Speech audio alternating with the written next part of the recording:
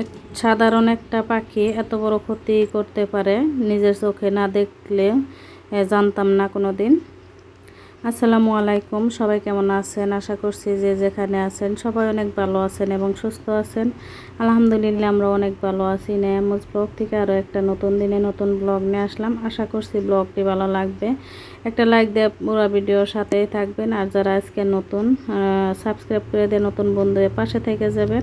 তো এই যে এখানে সকালের জন্য আর কি দুপুরের জন্য রান্না করে নিতেছি। এখানে আজকে বাড়ির সবজি দুধ কচুর ডাইগিয়া, ডাটা বলি আর ডাইগাই বলে, যেটা আমরা ডাইগাই বলি, আর হচ্ছে দুমরা দিয়ে রান্না করব মাছ দিয়ে।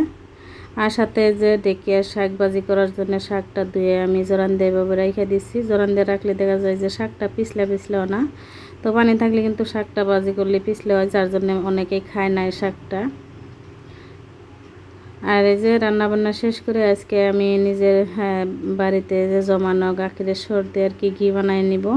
তো অনেকগুলো সর জমা করছিলাম আমি, এখানে 2 বাটি মতন। আর এখানে যে আমি ভালো করে একদম মাখাই নিছি, দেখতে পাচ্ছেন তেল তেল ভাব হয়েছে একদম, কোনো রকমের আর কি নাই, একদম গলায় নিছি মাখাইয়ে ভালো করে।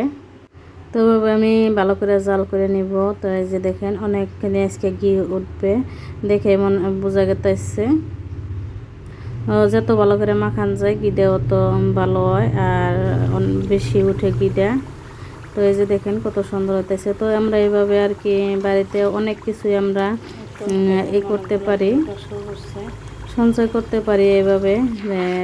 যে বাড়িতে গাখিরের সর থেকে ঘি উঠে প্রত্যেক মাসে আমি অনেকগুলো করে ঘি বানাই, তো আমাদের কিনা খাইতেও না।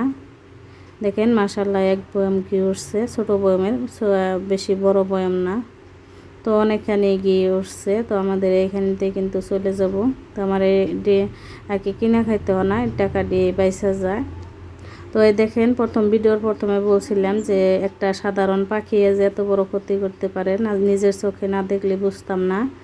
তো এই যে টিয়া পাখি তো এই কামরাঙাগোনা এরকম করে আর কি ফালাইছে, সকালবেলা অল্প ফালাইছিল।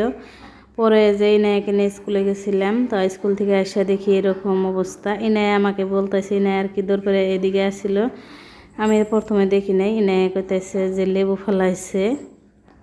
তো আসলে তো কামরাঙা বলতে পার না, বলতেছে যে মা লেবু দেখো কত লেবু পড়ে রয়েছে।